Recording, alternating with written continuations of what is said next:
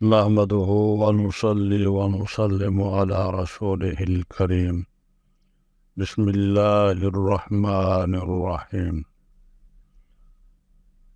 قربانی کی گوشت کی تقسیم کیسی کرنی چاہیے؟ قربانی کا گوشت فروخت کرنا کیسا ہے؟ اجرت میں گوشت دینا یا جانور کا چمڑا کسائی کو دینا کیسا ہے؟ تو اس کا جواب یہ ہے کہ جس جانور میں کئی حصہ دار ہوں تو گوشت وزن کر کے تقسیم کیا جائے، اندازہ سے تقسیم نہ کریں۔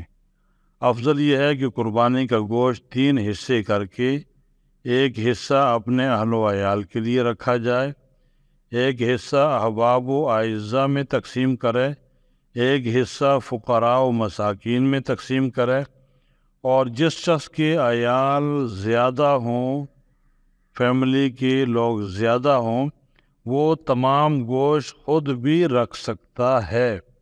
قربانی کا گوشت فروخت کرنا حرام ہے۔ ذبح کرنے والے کی اجرت میں گوشت یا کھال دینا جائز نہیں، اجرت علیحدہ سے دینی چاہیے۔ پھر سوال یہ ہے کہ قربانی کے بکرے کی رانیں گھر میں رکھنا کیسا ہے؟ قربانی کے لیے حکم ہے کہ جانور صحت مند خوبصورت ہو اور ذبح کرنے کے بعد اس کو برابر 3 حصوں میں تقسیم کیا جائے، جبکہ اس وقت یہ دیکھنے میں آیا ہے کہ لوگ قربانی کے بعد بکری کی ران وغیرہ مکمل اپنے لیے رکھ لیتے ہیں اور بعد میں ہوٹلوں میں روسٹ کرا کر لے جاتے ہیں، بلکہ یہ بھی دیکھنے میں آیا کہ بکری کی دونوں ران ماں کمر کے پٹ کے رکھ دی جاتی ہے۔ اس مسئلہ پر حدیث اور شریعت کی روح سے روشنی ڈالیں تاکہ قربانی کرنے والوں کو صحیح علم ہو جائے۔ جزاک اللہ۔